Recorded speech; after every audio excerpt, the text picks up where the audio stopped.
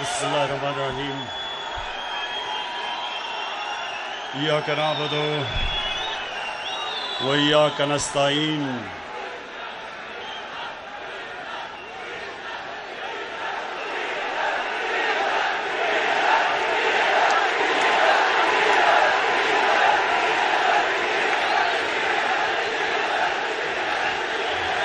जी शुक्रिया, शुक्रिया आपके जुनून का, शुक्रिया जज्बे का, शुक्रिया आपका, बहुत बहुत शुक्रिया। अच्छा जी, आप खामोशी खामोशी खामोशी।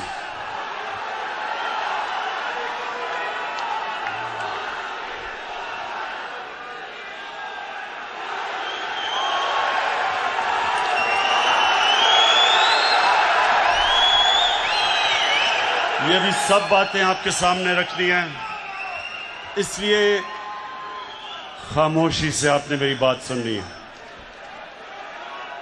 सबसे पहले मैं अपनी टाइगर फोर्स को खुशामदीद कहता हूं।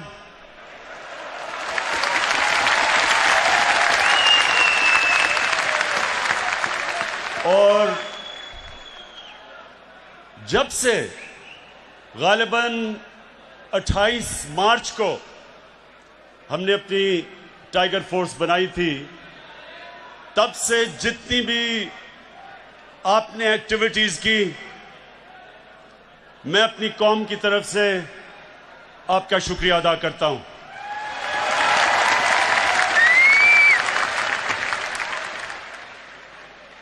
अब मेरे टाइगर्स, जितनी आप खामोशी करेंगे, जितना खामोश होंगे, आप आज मेरी बातें एंजॉय करेंगे।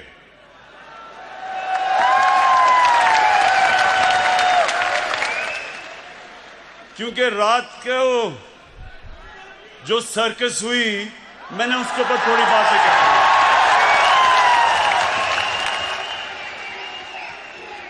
नहीं, अभी नहीं, ओहो, अभी नहीं।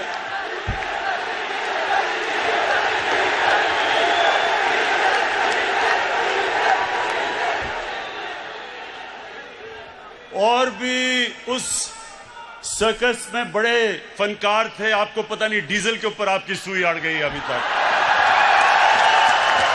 अच्छा, सुने अभी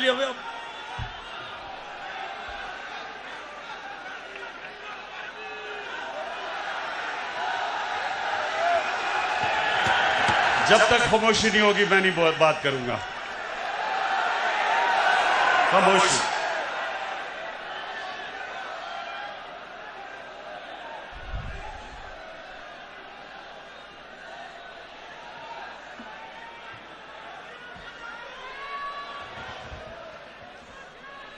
अच्छा टाइगर, सबसे पहले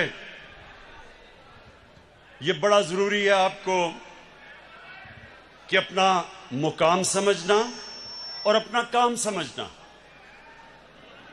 जो वॉलंटियर फोर्स होती है, जो शहरियों की होती है, इसका एक बहुत बड़ा मुकाम एक माशरे में होता है। क्योंकि आपका सबसे बड़ा जो आपका काम होता है वो कि आपने शहरियों की जरूरियात, उनके हकूक, उसकी हिफाजत करनी होती है। ये डेमोक्रेसी के अंदर एक बहुत बड़ा रोल होता है। टाइगर्स, आपका बहुत बड़ा रोल है, ये गौर से सुने मेरी बात। जब एक माशरे में मुश्किलात आती हैं, तो जिंदा माशरा जो होता है, उसके शहरी खुद हुकूमत के साथ मदद करने के लिए आ जाते हैं। और ये पाकिस्तान वो कौम है, जब मुश्किल वक्त आता है, ये कौम खड़ी हो जाती है, अपने मुल्क के लिए खड़ी हो जाती है।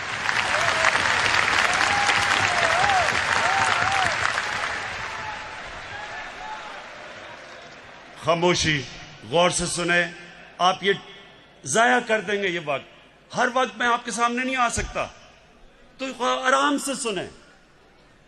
देखें, जब मैं कैंसर अस्पताल बनाने निकला तो मुझे बड़ा मुश्किल, इतना ज्यादा पैसा इकट्ठा करना था, बहुत मुश्किल थी। तो उस वक्त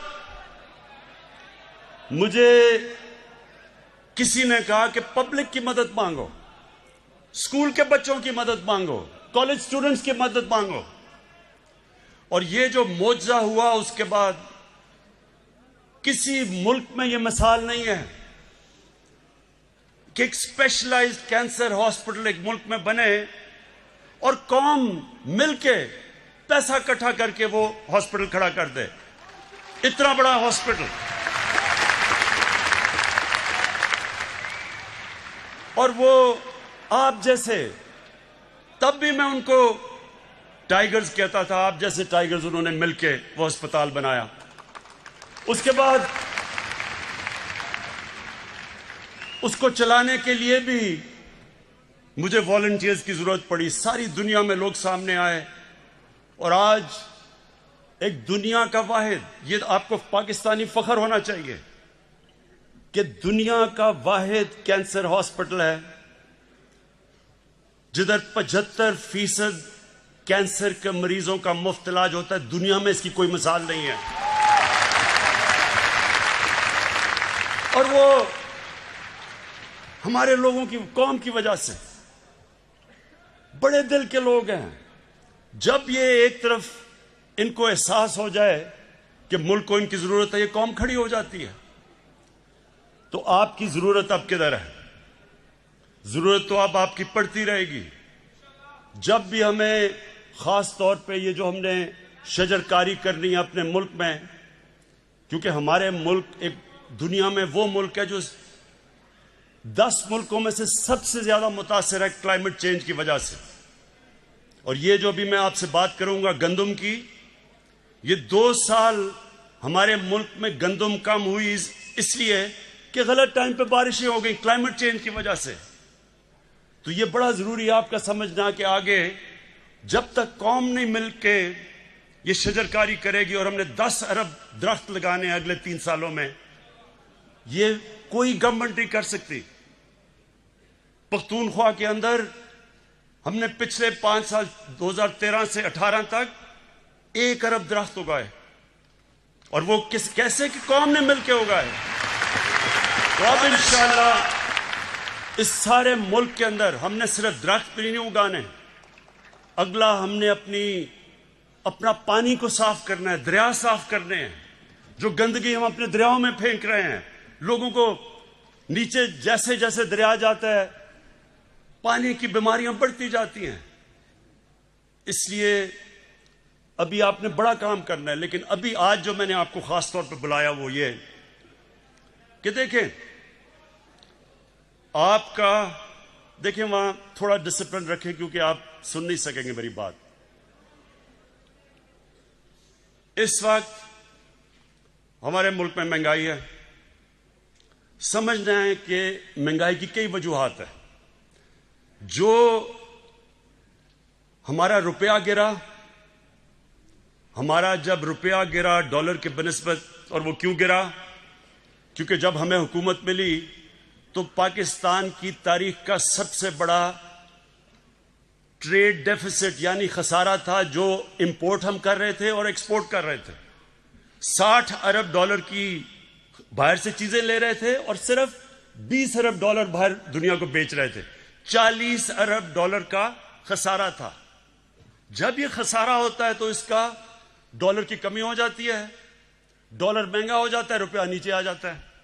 जब रुपया गिरता है तो जो भी चीजें आप बाहर से खरीदते हैं वो महंगी हो जाती हैं।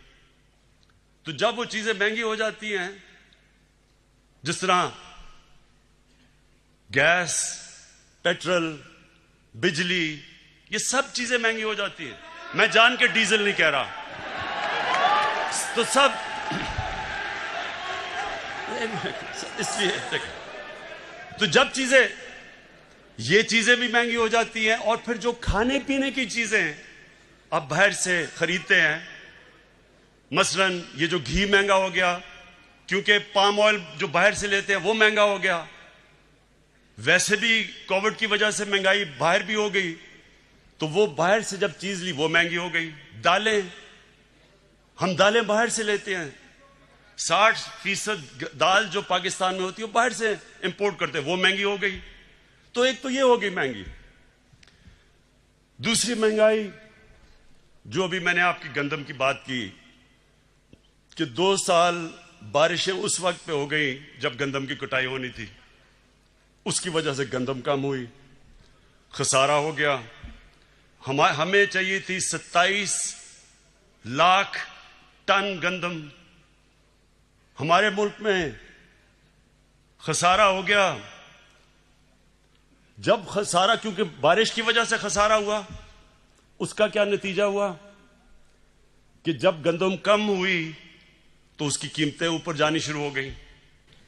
पहले हमें पता देर चला, क्योंकि यहां जो सिस्टम बना हुआ है, जो जिससे हमें पता चलता है कि कितनी हर फसल कितनी हुई हर साल, वो सिस्टम खराब था, हमें देर करके पता चला। जब तक हमने बाहर से इंपोर्ट की, जो अब अल्लाह का करम है कि हमने सारी जितना भी खसारा था सब गंदम इंपोर्ट कर लिए, तो तब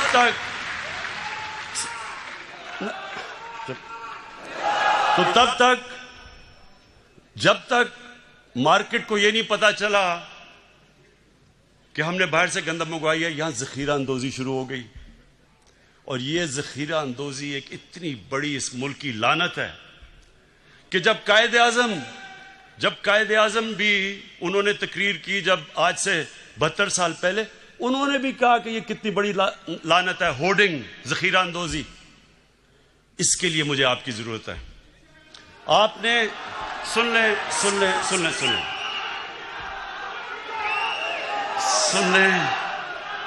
आपने क्या करना है? आपने कहीं खुद जाके मुदाखलत नहीं करनी। आपके पास इस वक्त आपके पास मोबाइल फोन है, आपने तस्वीर लेनी है और आपके पास आज जो पोर्टल अनाउंस किया उसके ऊपर आपने तस्वीर डाल देनी है और जगह डाल देनी है। उसके बाद हमारा काम है, एडमिनिस्ट्रेशन का काम है एक्शन लेना। तो आपने ये चीज याद रखनी है कि आपके ऊपर अब ये जिम्मेदारी है जखीरा अंदोजी। और फिर दुकानों में आपने जाना है जिधर कीमतें नहीं लगाई हुई चीजों की। जब आपने देखा कि कीमतें नहीं लगी हुई, क्योंकि कानून है कि जो भी चीजें बिकती हैं उनका कीमत लगी होनी चाहिए, वो भी आपने तस्वीर लेके आपने हमें भेज देनी है। तो इससे ये जरूर होगा कि इससे आप एडमिनिस्ट्रेशन की मदद करेंगे। लेकिन मैं फिर से एक चीज दोहराता हूं, आपने खुद कहीं भी इंटरफेयर नहीं करना, क्योंकि होगा क्या, ऐसे लोग आ जाएंगे टाइगर्स बन के जो पैसा बनाना शुरू कर देंगे, वो दुकानदारों को ब्लैकमेल करके पैसा बनाएंगे। इसलिए आपने इंटरफेयर नहीं करना।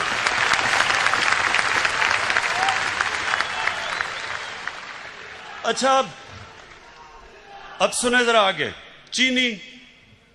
अब चीनी का क्या मसला हुआ। हमारी बदकिस्मती है कि थोड़े से लोग इस वक्त जो चीनी बनाने वाले जो शुगर मिल्स हैं वो थोड़े से लोग हैं, और ज्यादातर वो सबसे ताकतवर लोग हैं। दोनों शरीफ खानदान की भी शुगर मिल्स हैं और जरदारी की भी शुगर मिल्स हैं। इसका मतलब सुने, ये अब तक शुगर मिल्स को किसी ने नहीं पूछा था, जो भी वो कीमत देते थे वो चाहते थे, जो कीमत का वो फैसला करते थे वो कीमत आ जाती थी। पहली दफा एक बड़ी डिटेल्ड तफसील में इंक्वायरी हुई है, हमें सब चीजें पता चल गई हैं।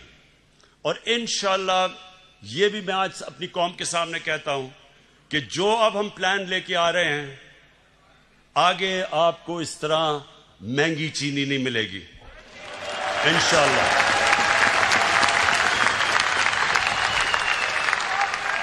अच्छा,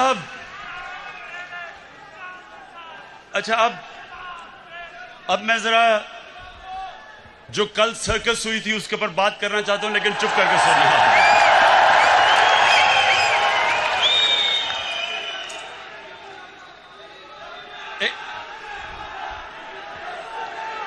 ऐसे बस नारे नहीं। आप एंजॉय नहीं करेंगे अगर आप सारा वक्त नारे मारते रहे। आप कैसे एंजॉय करेंगे?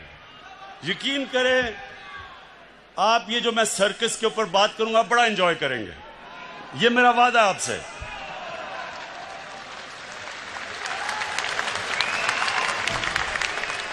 अच्छा, पहले आज से 11 साल पहले, ये सुन ले जरा, 11 साल पहले मैंने क्या कहा था, ये जरा पहले सुन ले, क्योंकि ये मैंने आप नहीं, ये मैंने सब पेशन गोई की हुई थी कि ये सर्कस एक दिन होगी। तो अगर ये आप वो 11 साल वाली वीडियो चला दें, लेकिन आपने एंजॉय करना है। आज मैं आपको ये भी कहना चाहता हूं कि इंशाल्लाह आप देखेंगे कि ये सब पार्ट, इनके जो इंटरेस्ट एक हैं, इन्होंने एक हो जाना है। अजरदारी और नवाज शरीफ ने इकट्ठे हो जाना है, क्योंकि इनके इंटरेस्ट है। क्योंकि ये जो मैं जो ये लेके आ रहा हूँ ना, नहीं होंगे। मैं जो हम कानून लाना चाहते हैं ना, ये दोनों नहीं बर्दाश्त करेंगे। अच्छा, ये दोनों इकट्ठे नहीं होंगे, ये मैं कह रही हूँ आपका शायद इकट्ठे होंगे, अंदर से हो जाएंगे, ऊपर से शायद पूरा कुछ निकलता है। अच्छा जी, अच्छा, अब तो ये मैंने सब पेशन गोई की थी कि जब चोरों की चोरी के ऊपर हाथ पड़ेगा तो ये जब तक नूरा कुश्ती खेल रहे थे सब इकट्ठे हो जाएंगे। और वो आपने रात खुद ही देख लिया, अल्लाह अल्लाह क्या सब इकट्ठे थे, पहले भी कंटेनर में इकट्ठे हो गए थे। और अब मैं वो जो दो बच्चों ने तकरीरें की थी उनके ऊपर मैं बात नहीं करना चाहता। वो एक उनमें से नानी होगी है, लेकिन मेरे लिए बच्चे ही हैं वो।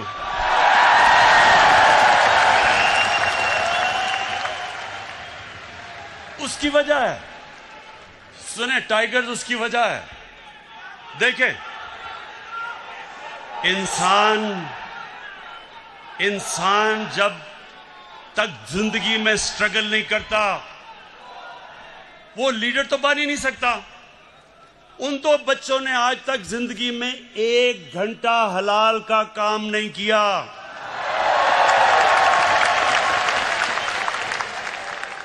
वो आज जाके लेक्चर दे रहे हैं दोनों।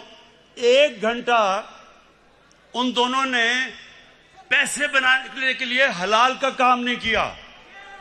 पले किसके ऊपर हैं? अपने दोनों बापों की हराम की कमाई के ऊपर पले हुए हैं। तो उनके ऊपर तबसरा करना फजूल है। लेकिन जो और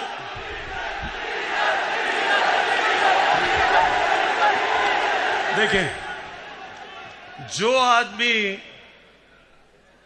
11 की टीम होती है, 12वें को 12th मैन कहते हैं, जो 12th मैन है उसके ऊपर मैं क्या बात करूं। अच्छा, अब मैं असल, ये बड़ा गौर से सुनना आप, अब मैंने जो असल बात करनी है वो जो लंदन में आज बैठ के जिसने जो कल गुफ्तगू की, मैं उसके ऊपर बात करना चाहता हूं। लेकिन उससे पहले फैसल, सुने, उससे पहले आप जरा इसकी पहले शक्ल देखें। जब ये इंग्लैंड जाना था, जब, और इंग्लैंड जाके इसकी शक्ल क्या बनी, जरा प्लीज दिखाएं।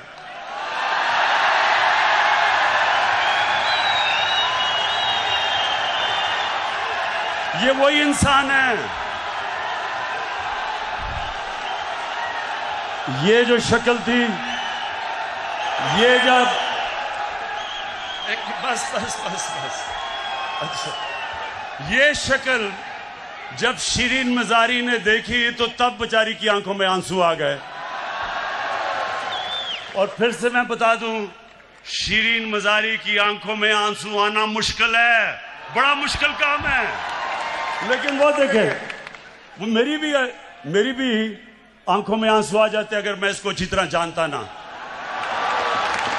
अच्छा, अब एक मिनट, अब जरा वो दूसरा भाई साहब को जरा दिखा दें। ये लंदन में जरा भाई साहब क्यों आप सुन रहे हैं?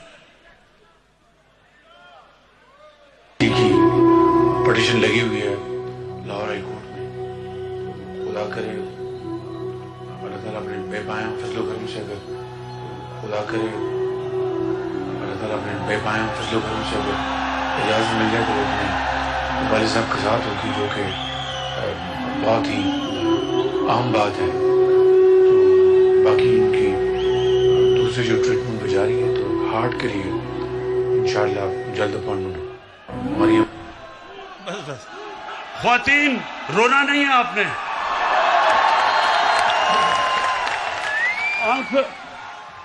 अपनी आंखों के आंसू पोंछ लें। ये बॉलीवुड भी ऐसी कोई एक्टिंग नहीं कर सकता जो अभी एक्टिंग किया है। अब सोचे सुने अब सोचे कि हमारी कैबिनेट के सामने ये एक्टिंग जब हो रही थी, शीरीन मजारी रोना शुरू हो गई, तो हमने इसको वापस ही बाहर ही जाने देना था। लेकिन आज मैं सिर्फ ये कहना चाहता हूं, जो इसने जबान इस्तेमाल की पाकिस्तान के आर्मी चीफ के खिलाफ और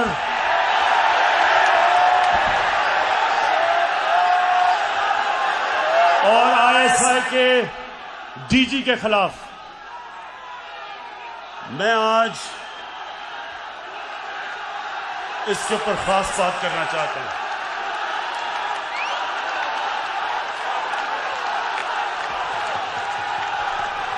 अच्छा खामोशी, सुने जरा मेरी बात, सुने मेरे टाइगर्स और पाकिस्तान के नौजवानों, सुनो गौर से। बर्रे सगीर की तारीख में कभी भी ऐसी हिंदुस्तान में हुकूमत नहीं आई जो मुसलमानों से और पाकिस्तान से इतनी नफरत करती है जितनी नरेंद्र मोदी की हुकूमत करती है। हमारे फौजियों के ऊपर मुसलसल हमले हो रहे हैं। हर रोज हमारे फौजी अपनी जान की कुर्बानियां दे रहे हैं। परसों 20 पाकिस्तान के सिक्योरिटी फोर्सेस के लोगों ने शहादत पाई, 20 लोगों ने।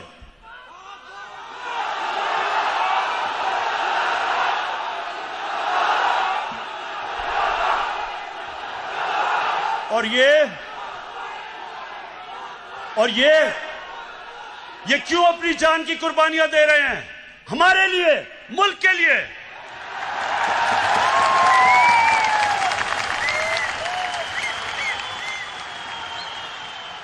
और ये गीदड़ जो दुमदमा के बाहर भागा था, वहां बैठ के आर्मी चीफ के ऊपर जो उसने कल जुबान इस्तेमाल की और डीजी आईएसआई के ऊपर, सुने गौर से मेरी बात, मैं थोड़ा सीरियस आपसे बात करूंगा। ये वो नवाज शरीफ है जो आज फौज के ऊपर और फौज के सरबराह के ऊपर इस तरह की जो जुबान इस्तेमाल कर रहा है। आपको याद नहीं होगा क्योंकि आप तो तब पैदा भी नहीं हुए थे। ये जनरल जिलानी के घर के ऊपर सरिया बनाते हुए मिनिस्टर बना था। ये वो आदमी है जो ज़ियाउल हक के जूते पॉलिश करते करते चीफ मिनिस्टर बना था। ये वो आदमी है जिसने जनरल दुरानी आईएसआई के जब चीफ थे, पीपल्स पार्टी के खिलाफ जब इलेक्शन हुई तो मिरान बैंक से इसने करोड़ों रुपया लिया था इलेक्शन लड़ने के लिए। डीजी आईएसआई की सुप्रीम कोर्ट को रिपोर्ट थी। लेकिन इस मुल्क की बदकिस्मती ये कि हमारे मुल्क की अदालतों ने इसकी मदद की हमेशा। ये वो आदमी है जिसने आसिफ जरदारी को 2 दफा जेल में रखा था। जनरल बाजवा ने नहीं डाला था, और उसको कहता था पाकिस्तान का करप्ट तरीन आदमी है। वो जरदारी इसको ऊपर हुदायबा पेपर मिल्क का केस उसने इसके ऊपर बनाया था, जिधर अरबों रुपए इन्होंने करप्शन करके पैसा बाहर भेजा था, वो उसने नवाज शरीफ पे बनाया था, जनरल बाजवा ने नहीं बनाया था।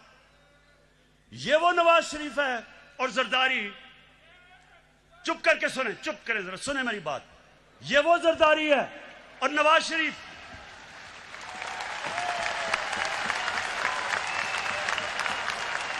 इसने इसके ऊपर, इन दोनों के ऊपर एक किताब निकली थी, उसका नाम था कैपिटलिज्म्स अकिलीज हील। रेमंड बेकर ने किताब लिखी थी।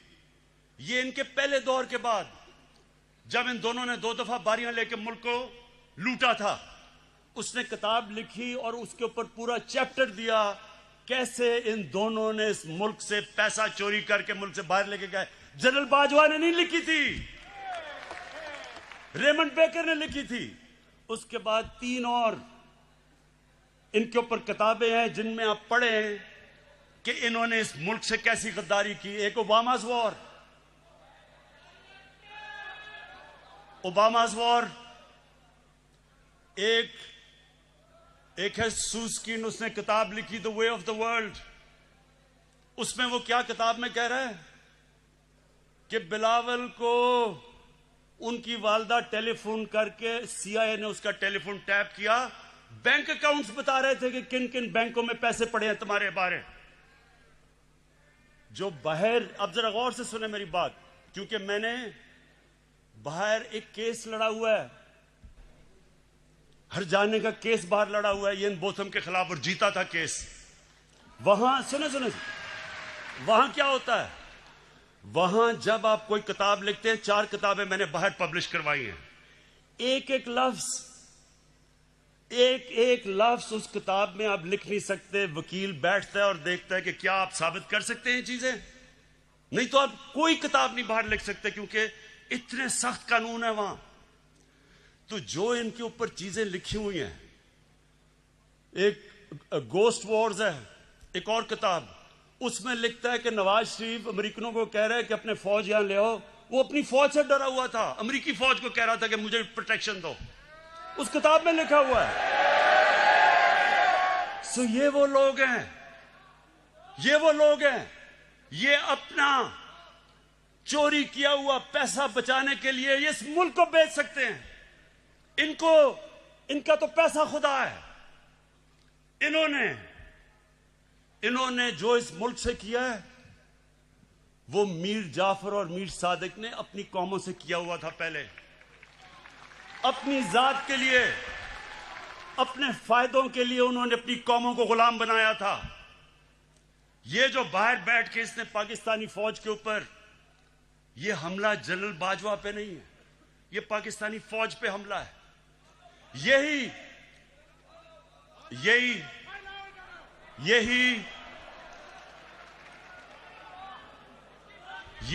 बात नरेंद्र मोदी कर रहा था।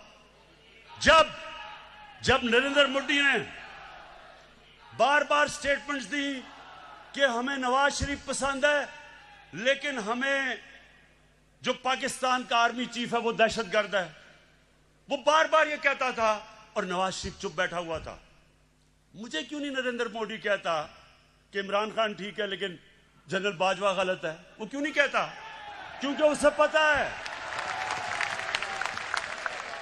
पता है कि मैं हिंदुस्तान की असल दुनिया में नरेंद्र मोदी की शक्ल दिखाई है दुनिया में कि कितना बड़ा इंतहा पसंद है ये।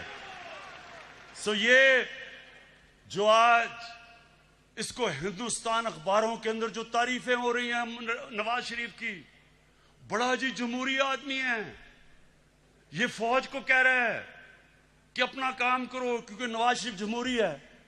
क्या हिंदुस्तान को नहीं पता कि जब जनरल जिया ने इसको गोद में बैठा के मुंह में दूध की चूसनी लगाई थी इसके मुंह में, इसकी जमहूरियत? क्या हिंदुस्तान को नहीं पता कि ये वो वजीर आजम है जिसने डंडों से सुप्रीम कोर्ट के ऊपर हमला करवाया था। और फिर जुल्म देखें कि बाकी जुडिशरी को ब्रीफ केस दे के खरीदा था। ये वो नवाज शरीफ है जो आज बड़ा जमहूरी बन रहा है। ये वो नवाज शरीफ है जो टेलीफोन कॉल करके कहता था जस्टिस क्यूम इसको 3 साल नहीं बेनजीर को 5 साल सजा दो। ये वो है आदमी, ये वो है जो पिछला नैब का चेयरमैन कमर जमान जैसा करप्ट आदमी उसको चेयरमैन बना के अपने केस बंद करवाए। इसके लिए अदलिया तब तक ठीक है जब तक अदलिया इसके साथ खड़ी है। हुदैबा पेपर मिल का ओपन एंड शट केस जब बंद होता है, अदलिया बंद करती है, तो अदलिया बहुत अच्छी है। जब 5 मेंबर बेंच अदलिया का पैनमा के केस में इसको सजा देता है तो क्यों निकाला करके दौरा करके अदलिया को बुरा भला कहना शुरू कर देता है? क्या पैनमा का केस जनरल बाजवा ने किया था? इंटरनेशनल जब इंकशाफ हुआ था तो वो क्या पाकिस्तानियों का कसूर था? सारी दुनिया के अंदर इंकशाफ हुआ जिसमें पता चला कि हर मुल्क के पॉलिटिशियंस ने किस तरह मुल्क से पैसा चोरी करके ऑफशोर कंपनीज में पैसा रखा हुआ था।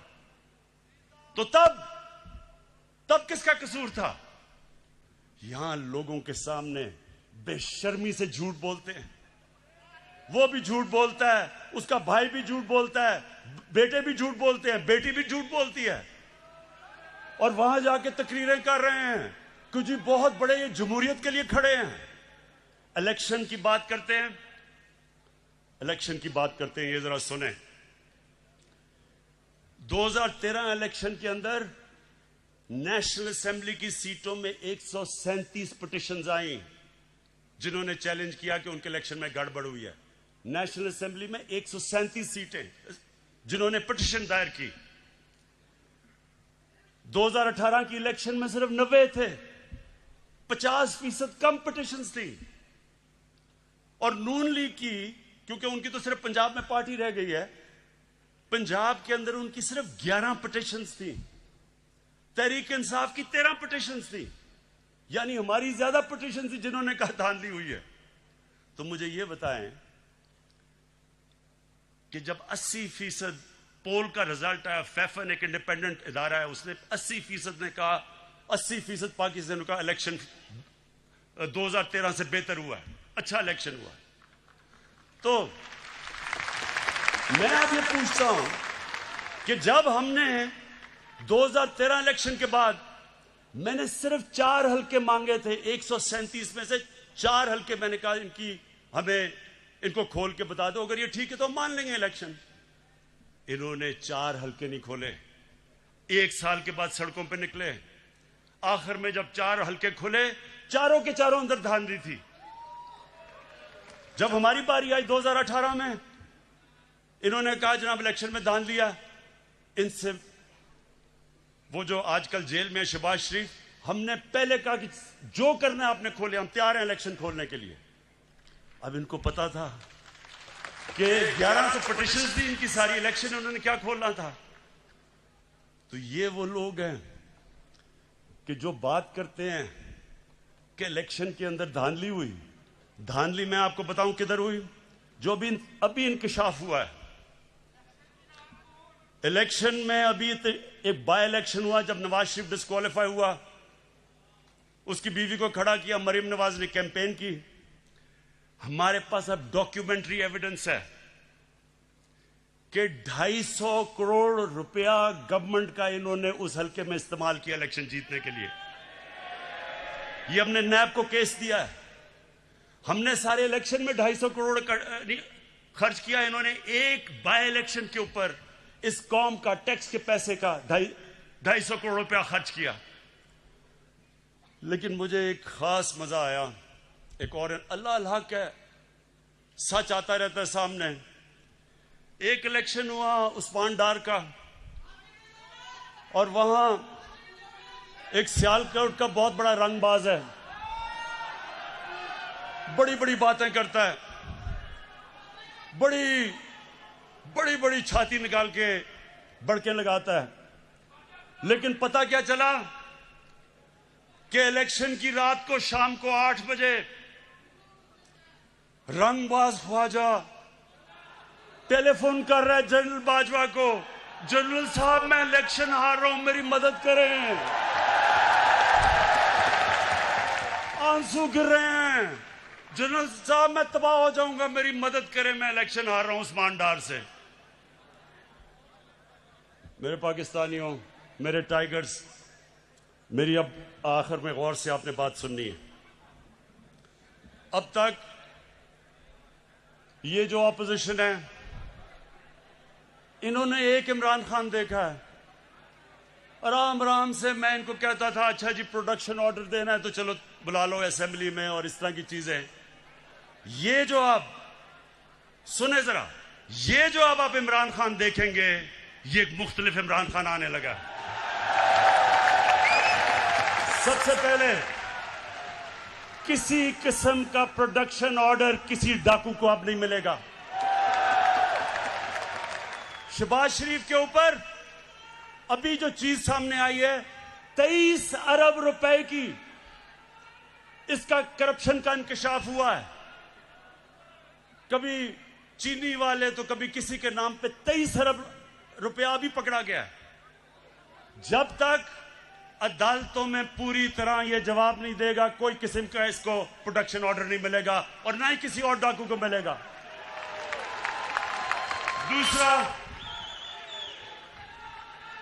दूसरा ये जरा सुन लो। अब मैं अपनी पाकिस्तान की अदलिया को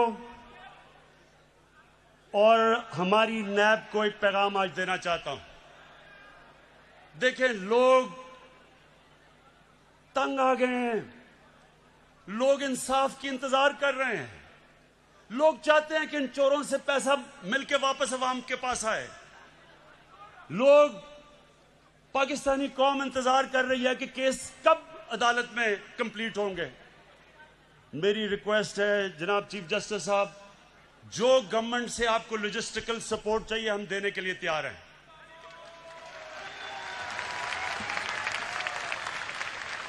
जिस तरह की आपको हमारे से मदद चाहिए हम आपको देने के लिए तैयार हैं, लेकिन खुदा के वास्ते डे टू डे हेयरिंग करके ये केसेस खत्म करें। इनकी 30 साल से मुल्क को चोरी कर रहे हैं, इनकी अब से तो नहीं केसेस आए, लेकिन वो केसेस के फैसले ही नहीं होते। और मैं नैब को भी कहता हूं कि नैब आपने कई जगह बड़ा जबरदस्त काम किया, लेकिन खुदा का वास्ता है कि केसेस को मंतकी इंजाम तक तो पहुंचाओ। आप हमारे से जो मदद चाहते हैं हम देने के लिए तैयार हैं, लेकिन कौम इंतजार कर रही है कब इस कौम का लूटा हुआ पैसा वापस मिलेगा। गवर्नमेंट, ये मैं आज फिर आपके सामने अब रख रहा हूं कि जो नया इमरान खान, एक तो नया पाकिस्तान है, एक नया इमरान खान बन गया। कल किसकी तकरीर सुन के जो उसने जबान इस्तेमाल की है उस गीदड़ ने, मैं ये आज अब फिर कहता हूं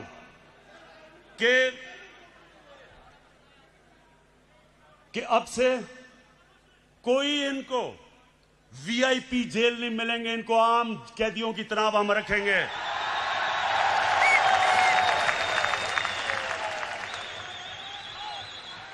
ये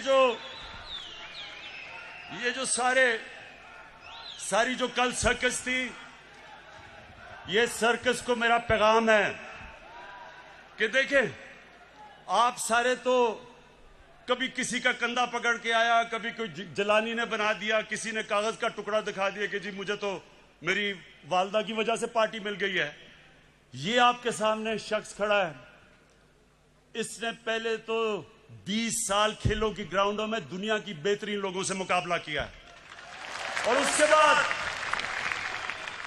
22 साल वाहिद पॉलिटिशियन हूं।